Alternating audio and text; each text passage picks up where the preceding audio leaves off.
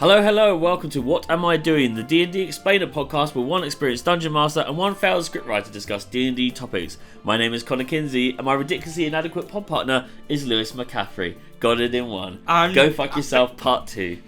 There we go. At least I'm allowed now. Hey, I'm allowed. Hey. Fair Hey. enough, I'm proud. Yeah. Of yourself or because you're allowed? Yeah, sure, why not? Yeah. You know one thing I've noticed? Yes. When you read that out, you kind of sway forward and backwards a little bit. I need to sway. Yeah. I need to feel the ocean. The movement of the ocean. Yeah. There's a to get that much word in. Yeah. To get that many words in, there needs to be a rhythm. Yeah. You're trying to just speed. charging your battery like those watches. You know when you're in like a shit car going uphill and you all need to lean forward? Yeah. That's me. I'll start trying to match you during it just so it looks good. Looks like we're doing something together. Like someone online will they'll put in, they'll like render in an oar like we're rowing. It's beautiful. Yeah. Okay. Well, this episode is going to be a little different because we are going to be talking in an even more generalised. I can't even speak. In an even more generalised manner than usual, which is rare for us because we are always on point. We are always focused. Never distracted. I can't remember the last time I was distracted. Actually, I'm distracting right now. I'm always distracted. I'm never going off topic when I speak. No. And I'm going to give you a little hint on today's episode this week because usually you're just too slow. I am. I'm just. He has been kicked by a horse. I'm a little imbecile. He is, and that's not French. That's Lewis. That's Lewis. There's going to be that's a whole separate film. I'm just Lewis. Oh, that's beautiful. So Lewis, my little cherub, can you show us your dice storage? You know what? I wondered why I had my dice here. Yeah, I did. I said, can you get the butter for our sandwiches? Also, can you bring your dice storage? Yeah. And he said yes, and he brought a tub of butter and he spread dice all over my sandwich. Exactly. So, let me move my cup of tea. Yes. So, do you want to show the camera? I will actually. A bit of promo there. My Grim North mug. Grim North mug. Yeah, it's beautiful. Yeah. It's grim. It's grim up north. It's grim up north. I can confirm the tea is not grim though. It's beautiful. I don't know. So it's like it literally looks like an A4 piece of paper. His tea is terrible. Thank you. It is just milk. Can you show up your dice storage? My main dice storage, which is beautiful because it's bigger than my head, which is saying Give it a little shake. I really hope this explodes. If this falls apart, and if you're listening to this but not watching it, shame on you. Yeah, because it's going to be fun. Right, you ready? Yeah. You ready? Oh, that's satisfying. That is good. That's the sound of a million voices trapped in his head. That is what it sounds like, actually. That is the sound of pure joy. So, I have that. For my organised sets, those organised by colour. Yep. I have this one just not Extras. full yet. Spares. Extras, just spares and the larger set dice. Oh, yeah. I have this one, which love was potion a gift. One. Yeah. Valentine's Day love potion. Yeah. Not from me. I know. Yeah, I know. I know, girls. You're jealous. Yeah. Not me. From the girlfriend, which is real. Yeah. I didn't make that up. It's not a D&D thing. And I have a few more sets of dice behind it. I say sets. Okay. And then one cool thing, apart from... There. Thank you. There. They're little potions. Bag of dice. The cool thing, which you've seen that I do, is whenever we run a one-shot, the set of dice I use for that, I super glue it onto a frame with my character sheet. So I have a few sets upstairs. Yep. And he's only got one because he has no friends, so he's never played another one-shot. Just a single dice glued to an empty piece of paper with no name. I will bring back my last character if you continue. No history, no memory. Yeah. No thought or feeling. Just you wait until Goofy strikes again. He's a plastic bag in the wind. Why is this still going on? Someone help. Okay, so today's episode is on rolls and dice. I've put rolls, but there you go. So today's episode is on rolls. Let's get to it.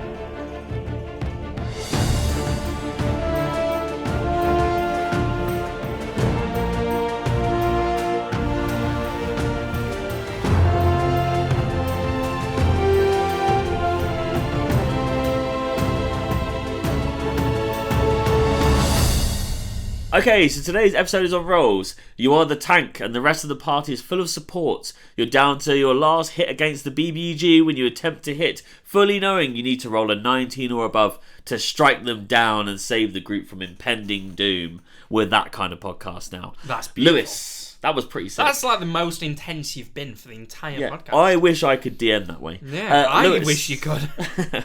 Lewis, I'm in the casino betting my last dime. Security knows I've cheated, leaving me with disadvantage on my rolls due to stress. What am I doing? I don't know. Oh, no. I remember last time. Yeah. What you do, because I know what you're like, is you ignore the guards. Yep. If anything, you probably just flip them a 2p piece. I do. For your thoughts, sire. Yeah, exactly. For your troubles. Your woes. And then you take all of the money or the gold you've accumulated in your lifespan and you bet it all on red. And then when it lands on, not even black, it lands on the little shitty green or whatever it is, the 0 number. Yeah. Then you get thrown out. I do. Not even a 2p piece will save you. What I do is I blag it. I tell it, I'm like playing it really cool. I put my £2 on red because that's all I've got in my life. And before it even finishes, I walk away knowing that I've probably failed. Yeah, that makes sense. That's actually my life. For context as well, in the server we ran, we did have a casino in the D&D world. We do promote gambling. We do. Yes. It's great. Bet365 is not your friend. We are there to ruin your life. Oh, exactly. Can Bet365 say that? No. Can we say that? Yes, sure. 100%. Sure. The secret to gambling is just never stop. You've got to win eventually. You can't not win if you keep gambling. Even if it's someone else's money, do it. Yeah. We implore you to waste your time. This is a squeaky chair, by the way. It's not that I'm just doing little farts. Yeah, sure. The smell says different. Okay. Anyway, let's get to it. Dice are a must in my opinion, even if they use a digital character sheet. Mm-hmm. I still like to use dice personally. Yeah. Digital character sheet, great. Dice, need them in your hand. I need a set of dice in my hand to feel validated as a human being. What's your favourite set of dice that you own and why? Ooh, it's a bit of a personal session. Yeah, I have 2 sets, and they are both in this lovely yellow or like mustard. Can you show us just one of each? Of course. Because we don't want it to be too noisy, too loud. No, exactly. I will show you the first one, which is literally just I think it was about £12 just from Forbidden Planet near us. Little rainbow dice. Yeah, it's almost like paint splatter. Yeah. Okay. I looked at my phone thinking I could see yours, like we're on a FaceTime. That's beautiful. Sorry. That's magnificent. Yep. But just plastic, nothing fancy about them. Little tie-dye kind of. Yeah, I think the D20 is slightly larger, which is makes nice. me feel strong. Yes, the only time in your life. And my second set of dice, let me find the D20, is this one, which is almost like it's almost like a magma or lava kind of pattern. Makes me think of the Grimforge in Baldur's Gate 3. Exactly, where it's like a grey, but it's got the orange there as well. And because that was my first ever set of dice. Oh, really? Which I believe I got in the Lost Mines of Phandelver or the starter set. I can't remember which one, but it's this one. It was beautiful. Nice. Okay. Well, that's really nice. Let's get to it then. So that's your number one was favourite sets of dice and why? Well, I was just about to say, what's your favourite set of dice? My favourite set of dice is this one. There we go. Put up to the camera. So it's a really nice, I don't know how much you guys paid, but this is what my campaign group got me for running the campaign at Christmas. Yeah. Which I was really happy for. And it's my birthday in a few days, so I'm really hoping I get some more. Hint, hint. Not hinting. Really nice set of dice. Little gold leaf kind of fake flakes. But also the worst rolling dice. Worst one to roll. I usually give these out to people who don't have their dice. And in our last session on Monday, someone, I think they rolled like 12 nat ones. Yeah, it was 3 hours. It was something ridiculous. Yeah, with those dice. I always use the ship dice from Game, which were like $3.99, and I always roll big. Yeah, I don't know what it is with you and expensive dice. Every expensive set you've got rolls horribly. All of them, and I do waste my money on expensive sets. So if you're out there and you want to offer some free promo, guys, I won't buy them. I just said I do buy them, but I won't. He will. That's how marketing works. He definitely okay, so worst ever roll that you've made or why? Maybe it's not your roll, but it'd be good for us. I think there's loads of situations I've probably been in over the past 10 years where you need to succeed on something and you get that one. You get a critical fail, or in our games where if someone, let's say if you're firing a bow and someone's in the way and you get that one and you hit them. You're hitting them, yeah. I'm pretty sure a number of times I've done that and accidentally downed an ally, which is like, yeah, it's not good. No. And you lose friends doing it. You do. Will you do it again? Yeah, of course you will. But, I mean, there's loads. You can roll a nat 1 when detecting traps or anything like that. It can be so many, but I don't think I've got one specific in mind for me anyway. Yeah. Have you? What's your worst? I rolled a nat 1 going down a ladder and somehow impregnated a teammate. And my character's got dementia, so he doesn't know he did it anyway.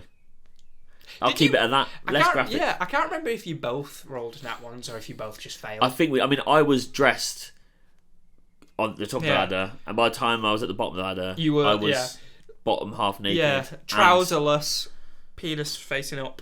Yeah, which is a first for me. Yeah, because it's always like a sad Victorian tap, just drooping and dribbling.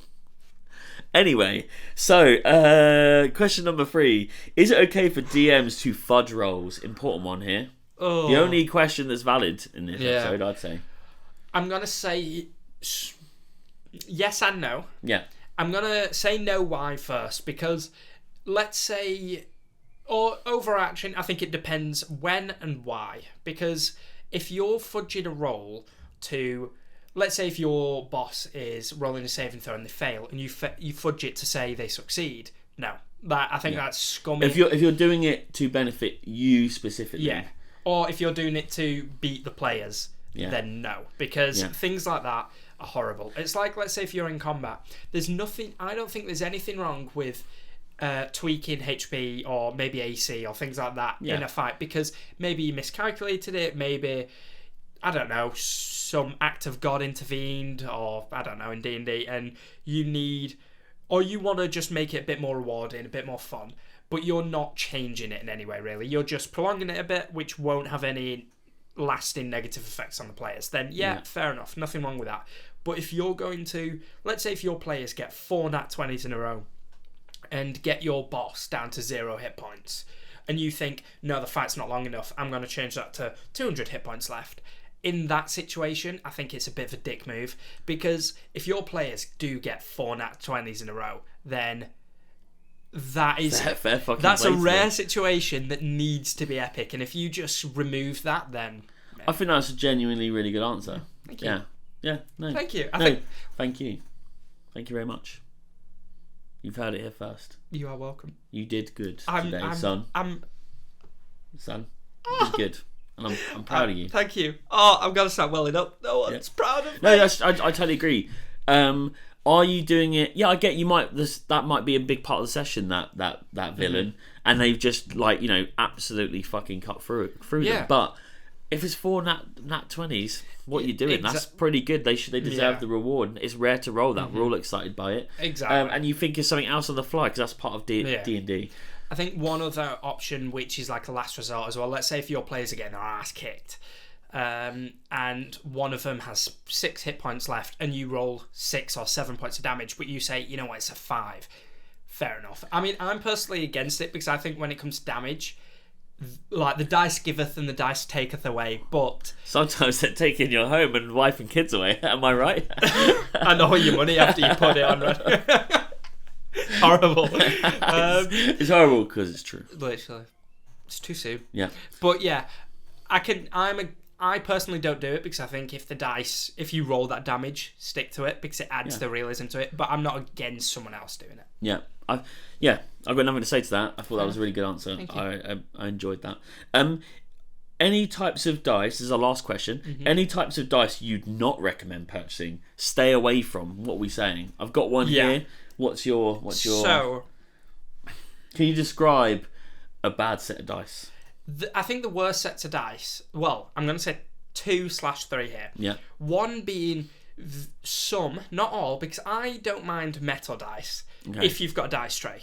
If you're rolling, let's say on our table, which is wood, if you're rolling a metal dice on that one, it's loud, it doesn't roll well unless you've got some kind of mat.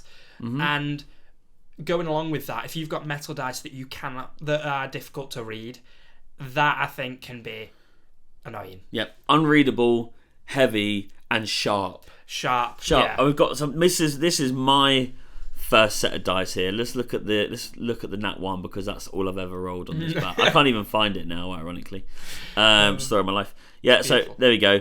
This metal set of dice, I thought, oh my god, I'm going to play D&D. I'm going to get like a £20 pair of dice. That's the most expensive dice I'll ever buy. That is not true. No, it's not. And I think these are quite nice, but nice, stupidly heavy to roll. Like they barely roll, and if they do, it sounds like you're breaking into someone's house. Yeah.